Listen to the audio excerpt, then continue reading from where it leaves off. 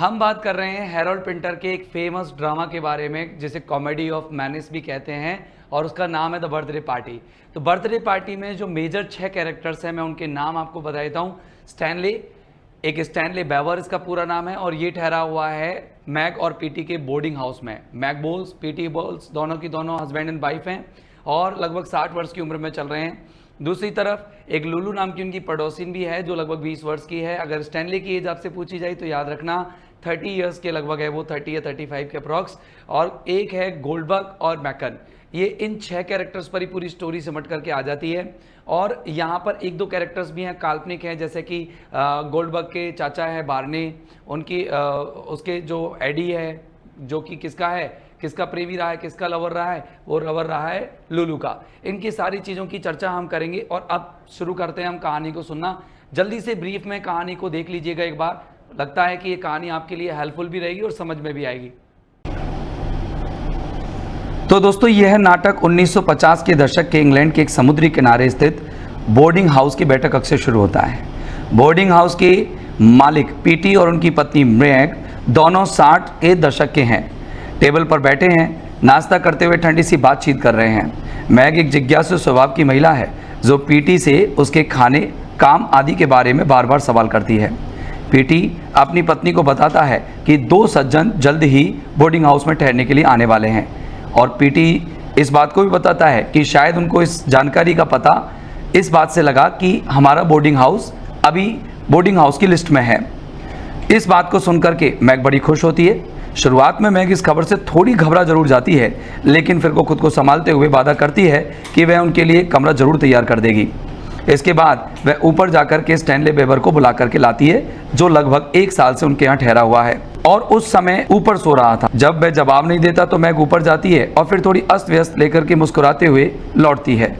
कुछ ही देर बाद स्टैनली जो पायजामा और जैकेट में नीचे उतर करके आता है, थोड़ा चिड़चिड़ा सा व्यक्ति है। पीटी और स्टैनली कुछ साधारण विषयों पर बातें कर रहे थे जबकि मैग उसके लिए कुछ कॉर्नफ्लेक्स और तली हुई ब्रेड तैयार करती है। पीटी के काम पर चले जाने के बाद माहौल अचानक से बदल जाता है। मैग स्टैनली के साथ फ्लर्ट करने लगती है। स्टैनली मजाक में उसे सक्यूलेंट कह देता है। इस बात को सुनकर के मैग उससे माफी मांगने के लिए कहती है। जब मैग ज्यादा स्नेह दिखाने लगती है तो वह झिड़क देता है और अपशब्द भी कहने लगता है। तभी मैग उसे उन 2 नए सज्जनों के बारे में बताती है जो घर में आने वाले हैं। यह सुनकर के स्टैनली थोड़ा बेचैन हो जाता है क्योंकि आज तक वह इस बोर्डिंग हाउस में अकेला ही रह रहा था, लेकिन अब 2 व्यक्तियों के आने से क्या समस्या उत्पन्न होने वाली है इस बात को सोच करके वो टेंशन में आ जाता है। जब मैग पर झूठ बोलने का आरोप भी लगाता है, लेकिन मैग यह कह देती है कि नहीं, वो सच में आ रहे हैं। इसके बाद मैग जब बाजार जाने के लिए निकल रही होती है तो तभी उनकी पड़ोसिन लुलू वहां पर आती है जो कि 20 की उम्र में चल रही एक युवा लड़की है और वो अपने साथ एक पैकेज भी लेकर के आती है। मैग लुलू को निर्देश देती है कि वह ये पैकेज स्टैनली के लिए छिपा कर रखें। फिर वह चली जाती है।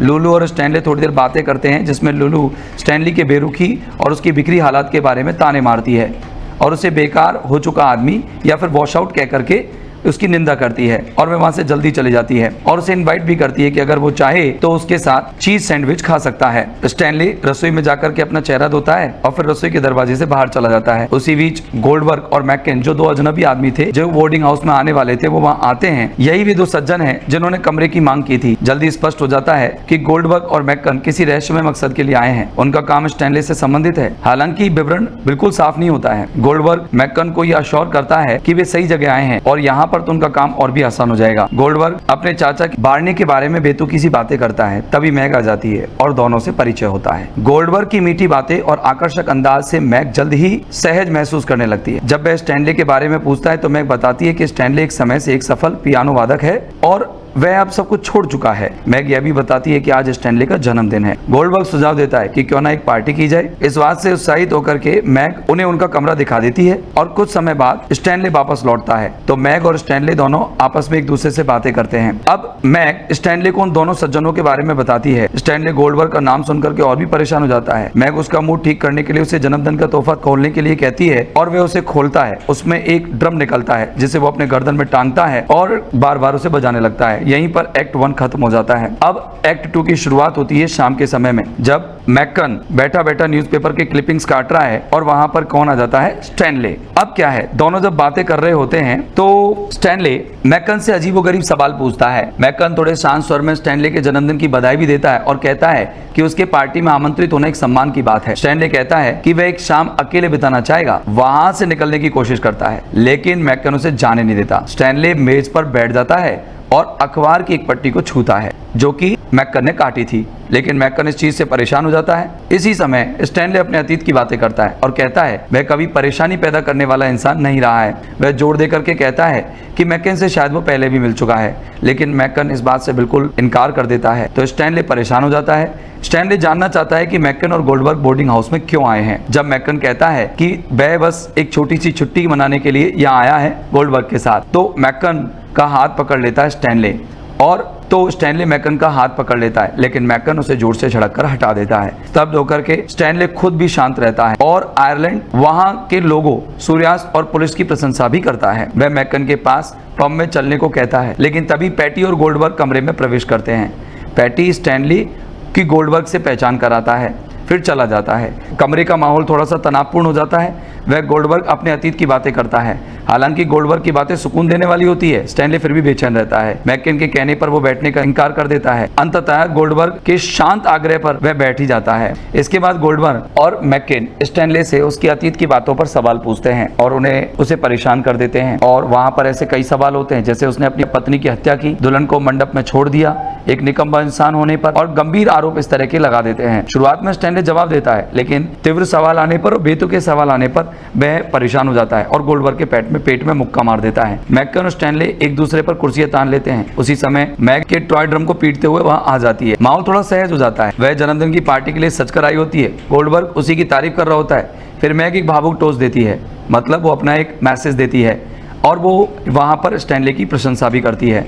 उसी समय लुलू वहां पर पहुंचती है। स्टैनले चुपचाप एक कोने में बैठा रहता है। तभी मैक उसी समय सुझाव देती है कि क्यों ना ब्लाइंड मैन बफ खेला जाए। स्टैनले की बारी आने पर मैकन उसे आंखें पर पट्टी बांध देता है, उसका चश्मा तोड़ देता है और रखा हुआ टॉय ड्रम वहाँ उसके पास और रख देता है, जिससे कि स्टैनले का पाँव उसमें फंस जाता है और वो टूट जाता है। जब स्टैनले मैक के पास पहुंचता है तो ऐसा लगता है कि मानो उसका गला घोट रहा हो, क्योंकि इस समय लाइट चली गई थी। गोल्डबर्ग और मैकन उसे खींच करके अलग कर देते हैं। अब उस समय पर लाइट चली जाती है। फिर से अंधेरे में वो लुलू को ढूंढ नहीं पाते, वे चिल्ला करके बेहोश हो जाती है। मैकन अपनी टॉर्च जलाता है और देखता है कि स्टैनले लुलू के ऊपर झुका हुआ है। ऐसा लगता है कि वो मानो उसका रेप करने की कोशिश कर रहा हो।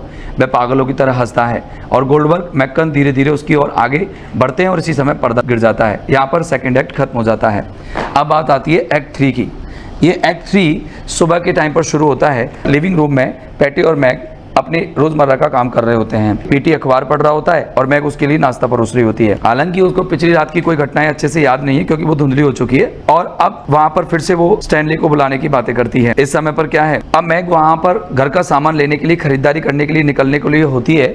तो जैसे ही वो दरवाजे पर पहुंचती है, वहां पर एक अजीब सी कार देखती है, जिसके बारे में अब उस कार को देख करके मैग डर जाती है और पीटी से पूछती है उस कार के बारे में। तब पीटी उसे बताता है कि ये कार गोल्डबर्ग की है। इस बात को सुनकर के वो थोड़ा सा टेंस फ्री होती है। पीटी स्टैनली से मिलना चाहता है जब वह उठेगा तब, लेकिन गोल्डबर्ग उसके काम पर जाने के लिए कह देता है। तभी मैकन 2 सूटकेस के साथ आता है और बताता है कि स्टैनली अपनी टूटी हुई ऐनक को जबरदस्ती अपनी आंखों में लगाने की कोशिश कर रहा है। पीटी अनेक ठीक करने के उपाय सुझाव देता है, डॉक्टर को बुलाने की पेशकश भी करता है, लेकिन गोल्डबर्ग उसे नजरअंदाज करते हुए कहता है कि उसे उनको मॉन्टी के यहाँ ले जाना है और मैकन चाहता है कि वे जल्दी अपने काम को पूरा करें, लेकिन गोल्डबर्ग की बातों पर ध्यान नहीं देता है। गुस्से में आकर के मैकन उसकी कुर्सी झिझोड़ता है और उसे सीमी कहकर के बुला देता है, लेकिन गोल्डबर्ग उस पर गुस्सा हो जाता है और वो कहता है कि सीमी नाम से केवल मेरी पत्नी और मेरी माँ मुझे पुकारा करती थी, और वह इस नाम को सुनकर के बहुत चिड़चिड़ा हो जाता है। अब थोड़ी देर बाद में लुलू वहां पर आती है। लुलू गोल्डबर्ग पर आरोप लगाती है कि पिछली रात उसका यौन शोषण गोल्डबर्ग ने किया था। दोनों के बीच में थोड़ी बहस होती है। गोल्डबर्ग उसे कन्विंस करने की कोशिश कर रहा था, लेकिन वो गोल्डबर्ग की बातों में नहीं आती और वो वहां से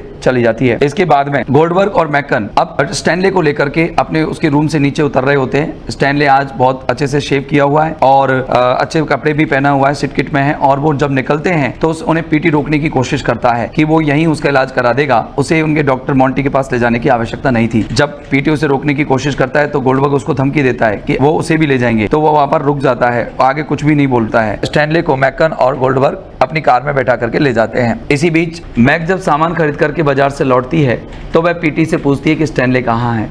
पीटी कहता है कि शायद वो अभी तक सो रहा है, मतलब वो उससे अब बात को छुपा लेता है कि मैकन और गोल्डबर्ग उसको ले जा चुके हैं। फिर वो आम बातें करने लगते हैं और यहीं पर ड्रामा कंप्लीट हो जाता है।